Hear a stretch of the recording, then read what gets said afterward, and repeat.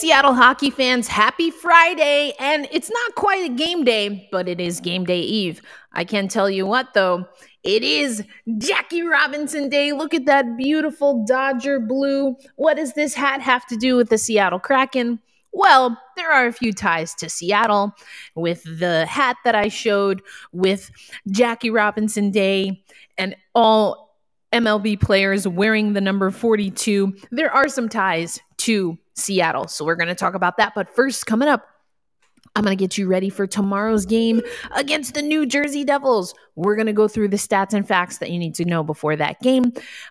We're going to also go back to my conversation with Everett Fitzhugh. We had a conversation for the 100th episode of Locked On Kraken. We also talked about the Black Hockey History Truck. So that will be in the second segment, or the second stanza, as I like to say.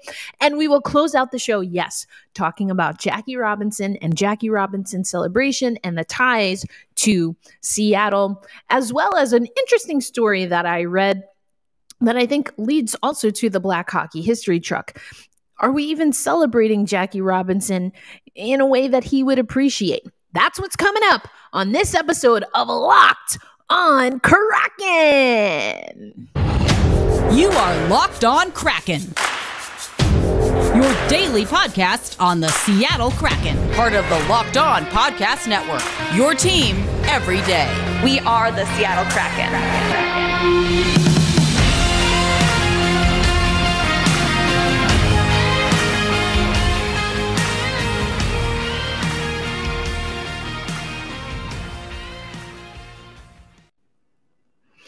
What's cracking, Seattle hockey fans? Erica Lindsay Ayala, your host of Locked On Kraken. Thank you, as always, for making Locked On Kraken your first listen of the day. Now, as I'm recording this, the Seattle Kraken have not hit the ice yet for practice. They should be soon. But we got an update on the schedule for the Seattle Kraken. And so they are practicing today, 10:30 a.m. Pacific time at at Kraken Community Iceplex.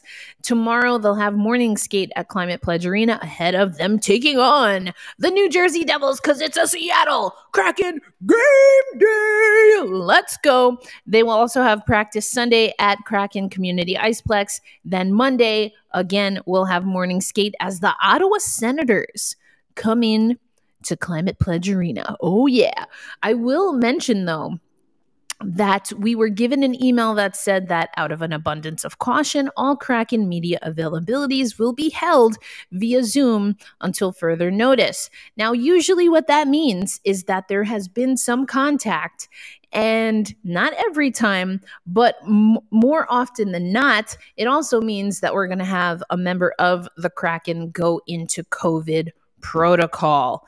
Oh boy. Now, I know not everyone follows women's basketball, but there was definitely, from what I understand, a little bit of a situation at the women's Final Four in Minnesota. Lots of media members ended up essentially in COVID protocol. So I don't know what that means for the Seattle Kraken. Again, they haven't hit the ice yet, which means that Dave Haxtell and the team has not addressed the media yet at the time of this recording, but we'll keep you posted, if anything, over on Locked On Kraken on social media. But like I said, tomorrow is a game day. We've got the New Jersey Devils. Now, the last time these two teams played, I was at that game. It was at Prudential Center in New Jersey, and it was a 4-2 win for the Devils. Now, the New Jersey Devils were able to score early, but it was Riley Sheahan that got the first goal for the Seattle Kraken. Also, Jared McCann scored in that game, but the Seattle Kraken could never get the lead. In that game, you also saw that the Seattle Kraken, they were outshot 33-29, not terribly bad.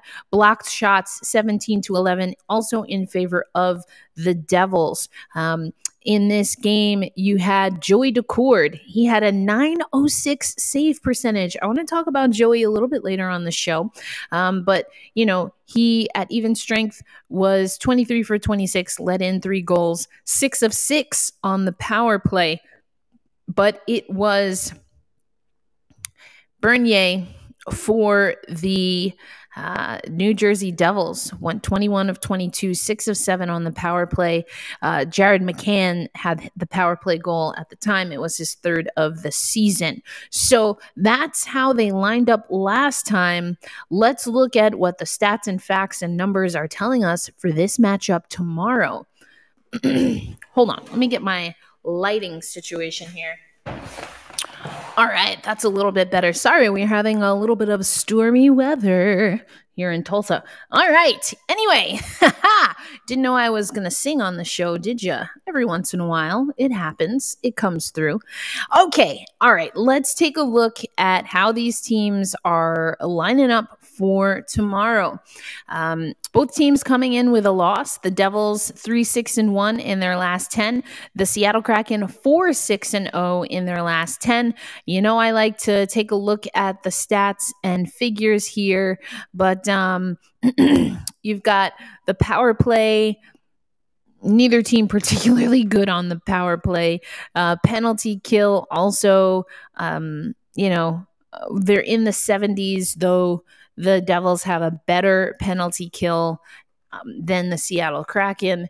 You'll see goals for the Seattle Kraken are still hovering at about 2.5 goals per game, whereas the Devils at about 3 goals per game. Now, each team lets up over 3 goals a game on average. So we'll see what happens here. Again, it was Joey Decord that got the start. That was a road trip. That was part of that road trip for the Seattle Kraken to open the inaugural season. And we know that Chris Drieger was hurt during that time. Again, don't have any insights for you from practice. We haven't had any media availability since the media availability that I shared with you on yesterday's show, talking about, of course, Matty Beniers, talking about Ryan Donato, and how I just love that combo, that Massachusetts boy combo there with Jordan Eberle on the top line. So we'll see how things fare there. But look at who's trending right now. I didn't play the clips, but Alex Wennberg, and there was a lot of conversation in media availability about Wennberg. As you can see, in the last 5 games, he's got 4 points, how important he has been to this team. Eberle, getting him going. He's been a little bit of up and down throughout the season, but 2 goals in the last 5 games. So we'll see what happens there.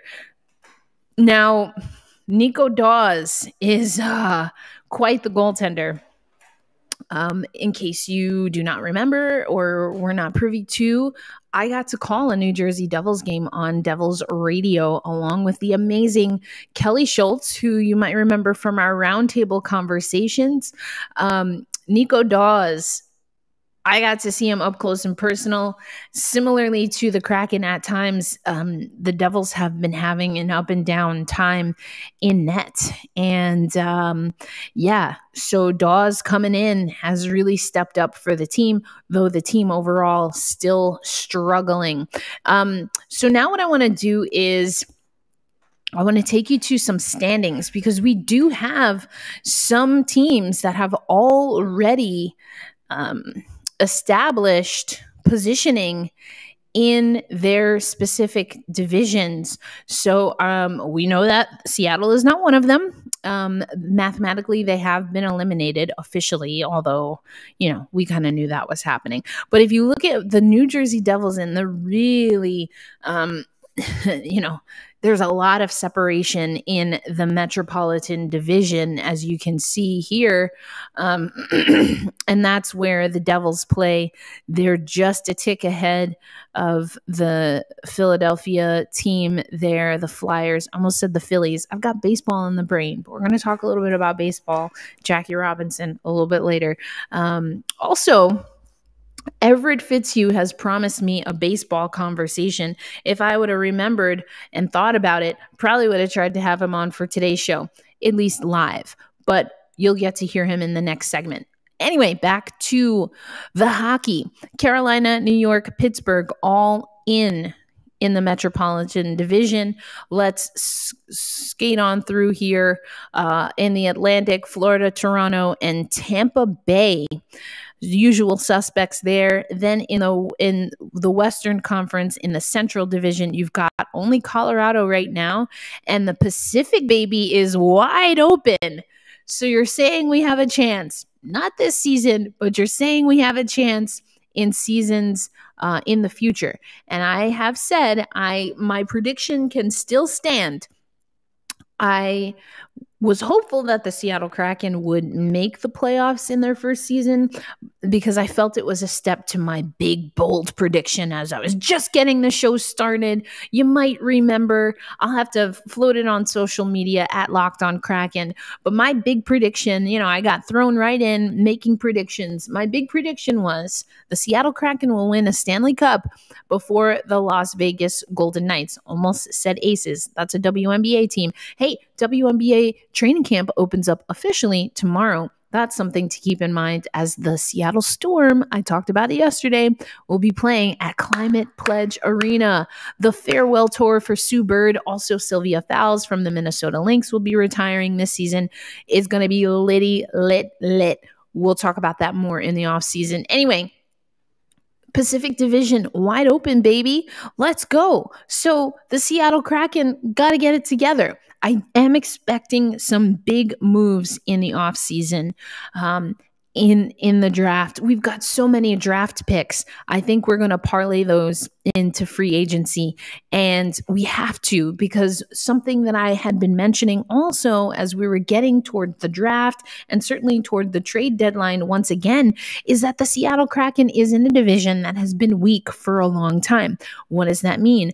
Weak teams get higher draft picks. They get in the draft lottery. So now you have some of these teams that either have been able to utilize some of those higher picks to get a prospect that they really want, or to make moves. And you're seeing that some of these teams, Calgary performing like we expected them to last season. Remember, we had Haley Salvian on the show to talk about that. Now they got your boy, Yarncroke on that team. Edmonton starting to find pace. The differentiator here for Calgary, a plus 72 in Pacific Division. Are you kidding me? Then you've got a plus 25 for Edmonton, plus 22 for Vegas. But again, mathematically, they have not clinched a playoff spot. So let's look at what the wild card situation is also. The wild card, now this is where it gets tough, because you can see here that the strength of the other divisions make it difficult for a Pacific Division team to even make this list. Like, what are we even talking about? What are we even talking about right here? None of them. But that's because if you want to advance in the Pacific Division, you have to be a top team in the Pacific Division. So that is where the Seattle Kraken has to get to work. Though, my predictions can still hold true if the Seattle Kraken start getting it together. Let's get Kraken, folks. I want to see more assurances defensively, not just on the blue line and on the back end, but team defense. Little mistakes. I want us to evolve. I want us to have that growth spurt. We're out of that teenage mentality, and now we're in our early 20s. Now, early 20s, I am past 30. I know I don't look it. But, when you're in your early 20s, you start to think a little bit differently, but you're also a little reckless. You want to party hard, you work hard, you play hard. I'm okay for that evolution. I just want some of the silly mistakes to go by the wayside. If you get it done on the ice and then you want to have a good time off the ice, I'm okay with that. Get the job done. When you're a teenager, and this is a teenage team, that's a thing I keep saying, they just don't know how to put it all together just yet. So I'm looking forward to that.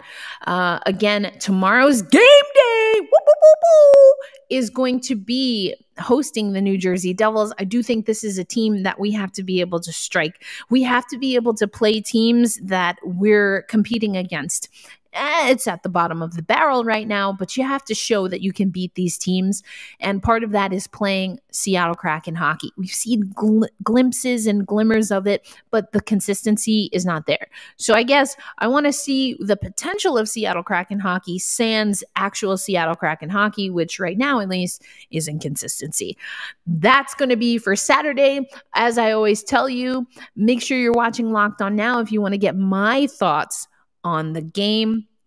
But okay, this is what we're going to do. Coming up next, I told you we're going to have the voice Fits back on the show.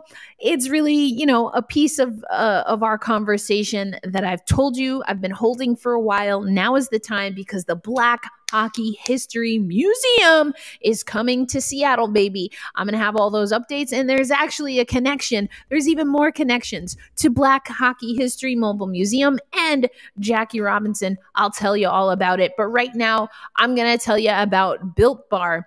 I do not have my Built Bar snacks with me today. I'm going for something a little more crunchy, a little more salty, but I'm regretting it because I'm telling you, I need a crazy amount of protein. Just my metabolic, the way my makeup is, I need a lot of protein. And sometimes when I go into the salty or more savory snacks, they get me in trouble. And then I want the sweets as well. That's why I love, though, when I do have my stash of Built Bar, that I can still kind of get that hankering for sweet in particular. Such a sweet tooth I have, such a sweet tooth. But I'm also getting the protein that I need. And that's because most Built Bars contain 130 calories. I can eat a lot of calories in a day, but they have to be the good calories. And this is good calories. Only 4 grams of sugar, only 4 net carbs, but 17 grams of protein. That's what I need. I'm learning all about it. Not to mention, as I've talked to you about before, I love chocolate. I love good chocolate. These Built Bars are 100% covered in real chocolate. That includes the puffs, which is a marshmallow, a protein-infused marshmallow in the Built Bars. Mint brownie, coconut almonds, plain Jane coconut, and of course the white chocolate, cookies and cream, all available. And there's always new flavors rolling through. And Built Bar is all about the taste, baby, while still getting your daily fix of protein. So go to Built.com, use promo code LOCKED15, and that will get you 15% off your next order of Built Bars. That's again, promo code LOCKED15 at Built.com for 15% off your next order of Built Bars. Happy snacking. I mentioned it earlier, folks, but you're going to want to, especially since a game day is not falling on a weekday, make sure you check out Locked On Now, where myself and all of the other Locked On NHL hosts, and actually the host all throughout the network. I'm wearing the network logo today. I've got my nice polo on today. Make sure you check it out. We put in the work and we are giving you updates even over the weekend. And the place you can catch them all is on Locked On Now, as with everything on the Locked On Network, available for free on YouTube and wherever you listen to podcasts. All right, as promised, we're going to get into it. The Black Hockey History Mobile Museum, presented by both the NHL, the NHLPA, and American Legacy Network, is coming to Seattle. I'm gutted that I won't be out there. I was planning to be, just didn't work out, but the mobile museum is going to be there. And when I had a conversation with Everett Fitzhugh, who is walking Black hockey history, he's walking hockey history, we talked about this. Now, this is before he made his official network debut as play-by-play with JT Brown, while John Forsland was on a national broadcast. So this was before that. This was before I called my first NHL game and made a little hockey history with the New Jersey Devils, which ironically are coming in to play Seattle. So there you go. That's my best big fat Greek wedding impersonation. There you go. Windex. Anyway, It's just so amazing. I enjoyed this conversation with Everett so much, and I saved this piece because I knew the Black History Mobile Museum was going to roll through. Like I said, I was hoping to be there. It didn't turn out. So if you hear me refer to that, just know that that is the case. But here's my conversation with Everett Fitzhugh about the Black Hockey History Mobile Museum and its importance and why celebrating Black history is important. Welcome, Seattle hockey fans, to another episode of Locked On Kraken. This is our 100th episode. Can't thank you enough for coming along this journey with us for the 32nd NHL team as they embark on their maiden voyage. And today, because it's a very special episode for Locked On Kraken, we have a very special guest, the voice of the Seattle Kraken on radio, Everett Fitzhugh. The voice Fitz. Everett, how are you? Erica, I'm doing well. How are you doing today? I am doing fantastic now that I get a chance to sit down and chat with you. We've come across each other a few times in Seattle, but huge fan. Thank you. Thank you. No, it was a huge honor when I was finally able to meet you for the first time as well. I'd read your stuff. I'd heard about you. I knew about all the history you yourself was making. And when I found out that Ayala was going to be one of the people that cover us, I was like, well, how lucky are we? This is great. So this is just as big of a deal for me. I can promise you that. You owe it to the sport, but more importantly, you owe it to yourself to be that influence that you may have never had, to help people along. And I hope that I'm not the only Black man at this party, as they say. I don't want to be the only Black guy at this party. Like I'm praying. I cannot wait till I look to the press box next door and there are Black men, there are Black women, there are Asian men and women, there are Hispanic men and women, there are Muslim men and women. It doesn't matter. I hope that there is someone out there who comes from a historically underrepresented community who is on their way to this plateau where you and I, Erica, are lucky enough to find ourselves. Yeah, I love that. And, you know, I'm looking out. I don't know that there are many Black women or women of color that are serving on the call, you know, as either play-by-play or as an analyst. We certainly have some women who have represented in the studio, including either former or active players like Sarah Nurse, Blake Bolden, and I absolutely love to see that. But to your point, I mean, there's just so many people that are trying to make their way through. It does take a lot of hard work. And, you know, you use the term cliche, but I think more so it might be just that everyone says it because that's what it takes, right? And also too, if I may, I think also being in this industry, getting in this industry, if you want to be a play-by-play announcer, that's great. But the number one thing that I was always told when I was applying for jobs, what else can you do? Can you write? Can you do social? Can you put together a video? Can you do digital work? Can you do sales? You know what I mean? If you want to work in this industry, you have to be able and willing to wear many hats, other duties as assigned. When I was in Cincinnati, I was the PR director, I was the broadcaster, I was on the marketing team, I did our social media, I did team services, so all of our team travel. I was the mascot on a couple of occasions. We'll get into that topic later. When I was in Youngstown, I did all of that and sales, corporate and tickets. So, you know, working in this industry, you have to be willing and ready to do a lot of things. And I understand that. You know, a lot of us, we're stretched pretty thin. It's in those lower levels, and it sucks. And you're not paid as much as you should be. A lot of people aren't paid at all, which, again, another conversation for another day. But it's one of those things where if the ultimate goal is worth it, you have to be willing to sacrifice a little bit for it. And I've seen so many people who aren't willing to do a lot of the little things to get there, and it's cost them. And you know what? If you are in a place where you can't do that, that's fine. That is okay. There's nothing wrong with that.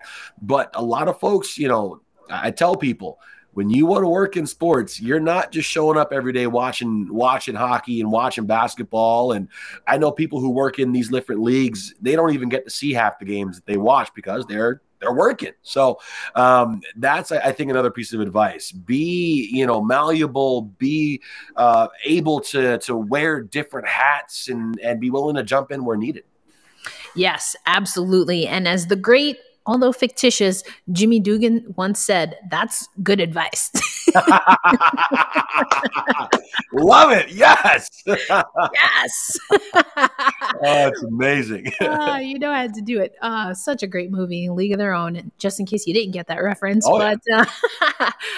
and I didn't mean you, Everett. I meant the other yous. Those people that are watching us. The royal you. the you of it all. But Everett, as I said, I did want to get to Black hockey history because I think what the passion that you have for the future, I have that same burning passion and try to incorporate it in my work for what came before.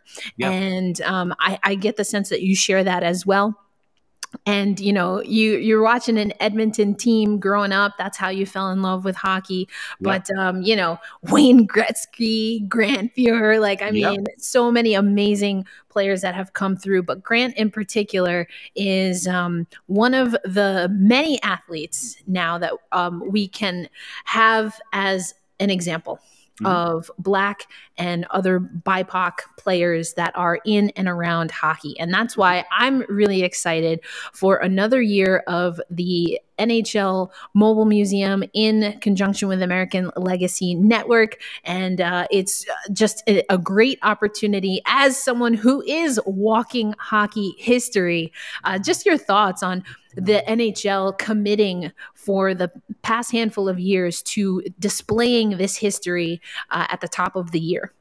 I think it's huge because, again, I'll go back to it. When I was growing up, I didn't have a lot of really any positive Black influences within the game of hockey that I could look up to. I had the Oilers, I had Jerome McGinley, you have Kevin Weeks and those guys like that. But aside from that, there wasn't a place where I can go and see people who look like me.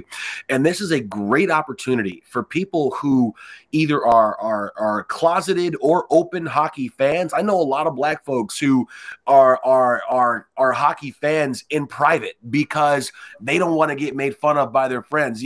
We can't go to the barbershop and talk about the Seattle Kraken power play. That's just something that we can't do, right? But there are people out there who want to talk about the Seattle Kraken power play.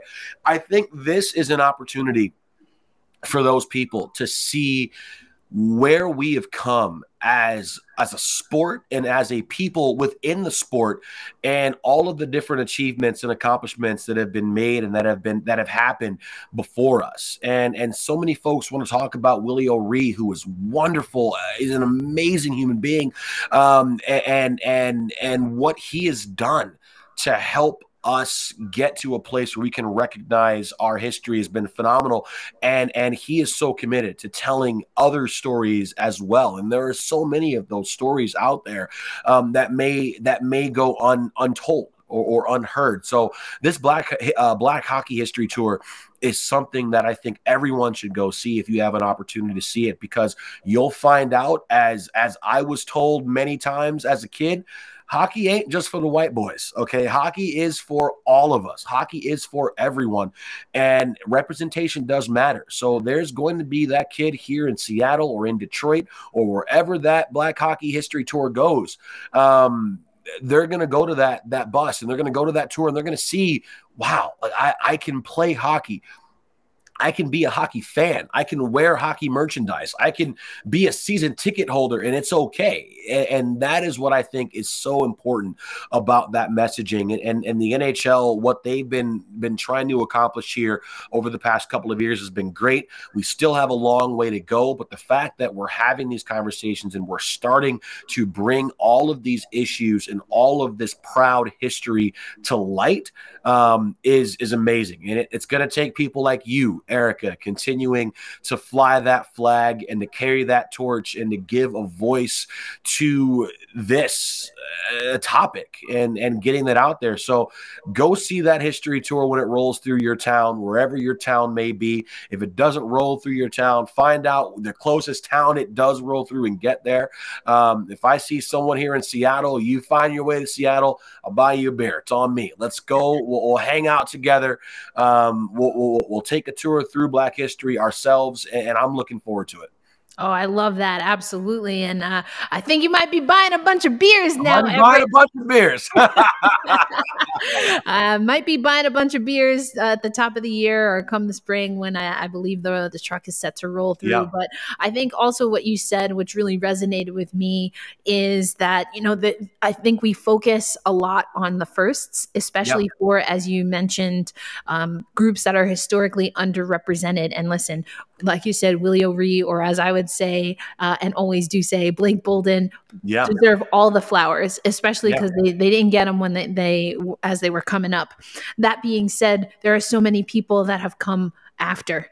And it's important that we don't, the kind of like Santa Claus effect that sometimes happens, and we can have a full conversation about this sport that we all love. And so I think it's great. I'm hoping to get to Seattle when the truck rolls through. So we'll have to have a part 2 come the springtime. Absolutely. I'm looking forward to it.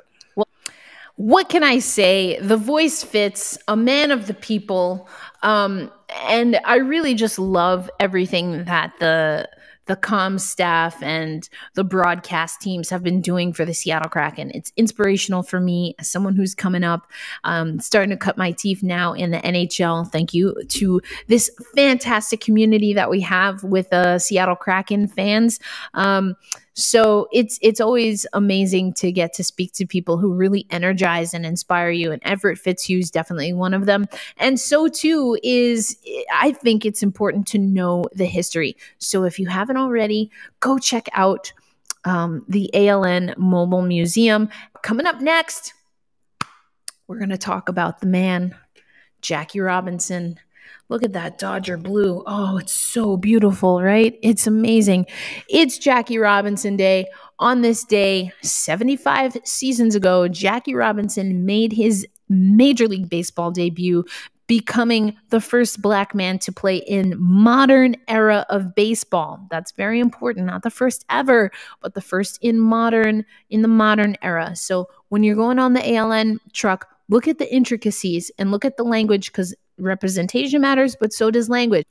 BetOnline.net is your #1 source for all your betting stats and sports info. Find all of the latest sports developments, league reviews, and news, including this year's, of course, NBA playoffs and the start of Major League Baseball. Jackie Robinson Day, 4/15, baby. BetOnline is your continued source for all your sports wagering information, from live betting to playoffs, esports, and more. Head to the website today or use your mobile device to learn about the trends and action. BetOnline, where the game starts. As always, I want to thank you for listening to Locked On Kraken, making us your first listen of the day. It's a jam-packed one. It's an exciting one. As I said, I didn't put on my hat because I'm trying to let the curls breathe a little bit, but I am so excited. I probably talked about this when I got this hat, but I got this hat earlier this year. It's a wool. Look at that satin lining on the under part of the rim. 42 for Jackie Robinson. That's the number that he wore with the then Brooklyn Dodgers. You know, I'm from New York, not from Brooklyn, but I'm from New York. The Dodgers moved to LA. Jackie Robinson did not go with them, but this is a fantastic hat. Look at this, with the Jackie Robinson signature on the back. And where, pray tell, did I get this from? Everett Field Flannels. Now, some of you may know this is a Seattle-based company. They do fantastic work. They go retro, not just with baseball, but with hockey as well. And I love, this is the first time I've ever had a wool hat. I'm a little bit scared sometimes to wear it, but I've been assured by many people that Everett Field, they know how to make them. They know how to make them. They are not sponsoring Locked On Kraken or me. I'm just a huge fan. I'm a huge baseball fan. I'm a huge fan of vintage baseball stuff. And this is my first vintage, not my first vintage paraphernalia. I have a New York Cubans jersey, super oversized for me, but I saw it for a good deal and I couldn't let it go. Growing up, my mom had one and I don't know what happened to it, but I used to wear it to school and stuff like that. I don't know what happened to that jersey that she had, but I've got a wool jersey, very itchy, and now this beautiful wool hat, Everett Field Flannels, vintage and authentic, Seattle, Washington, made in the US of A. So what are some other connections to Jackie Robinson? Well, the first being, I just told you about the Black Hockey History Mobile Museum. And I did some work with American Legacy Network for the Beijing Olympics. And I was covering Black athletes there. And I also got to do a contribution to ALN celebrating Jackie Robinson Day. So I'm going to play a short little clip of that, but it's me tinkering around Tulsa. Tulsa is a AA affiliate of who else but the Los Angeles Dodgers. There's also a really interesting history here in Tulsa. And so I did a little quick hit. You can watch a clip of it right now coming up, but also head over to American Legacy Network and check out the whole thing.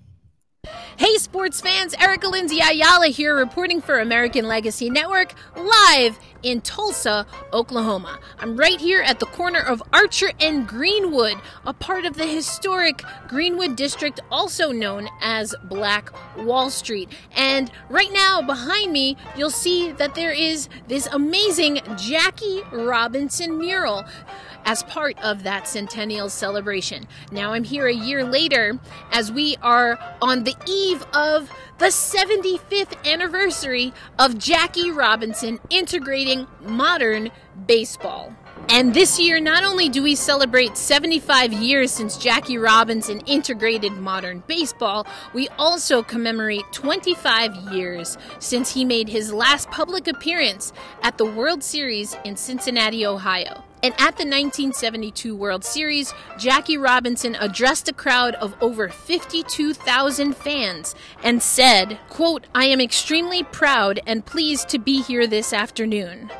But I must admit, I'm going to be tremendously more pleased and more proud when I look at that third base coaching line one day and see a black face managing in baseball." Now, it can be said that since Jackie Robinson and his speech 25 seasons ago, yes, we have seen black coaches in Major League Baseball and right down that third base line, as Jackie said. What we haven't seen that many of, including to date, is black managers, or essentially head coaches in baseball. As of right now, there are only 2 black managers in Major League Baseball. That is the legendary Dusty Baker and Dave Roberts, who won a World Series championship as a player with the Boston Red Sox and as a manager with the Los Angeles Dodgers.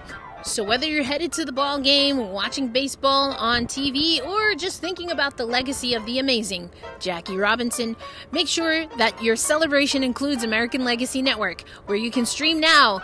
ALN presents The Black Aces, talking about black pitchers throughout baseball. And of course, you can watch The Jackie Robinson Story, starring Westchester County resident Ruby Dee herself and Jackie Robinson as Jackie Robinson. From the Greenwood district of Tulsa, Oklahoma, aka Black Wall Street, Erica Lindsay Ayala reporting for American Legacy Network.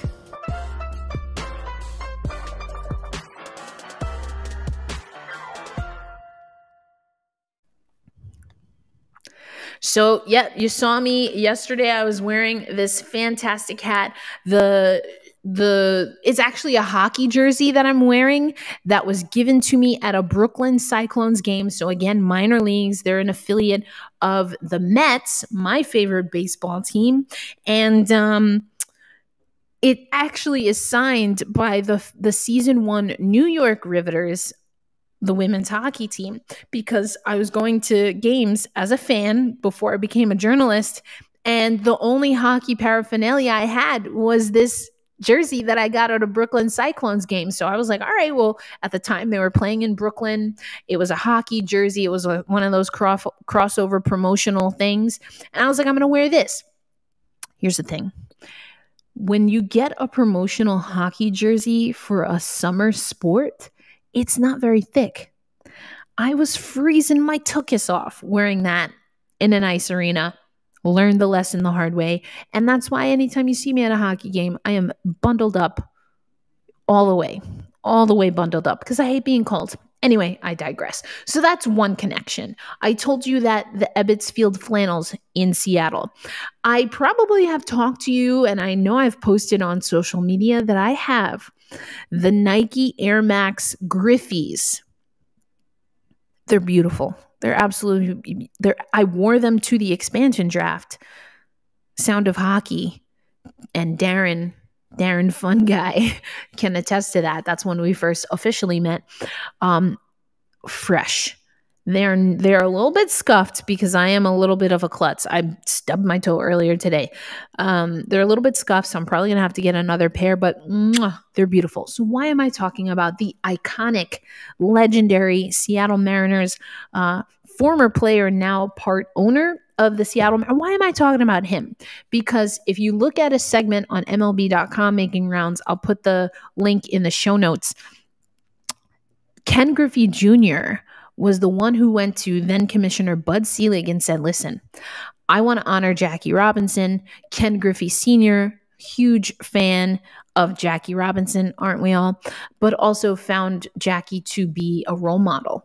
And Ken Griffey Jr. growing up knew that and wanted to honor his father's hero and wanted to wear number 42.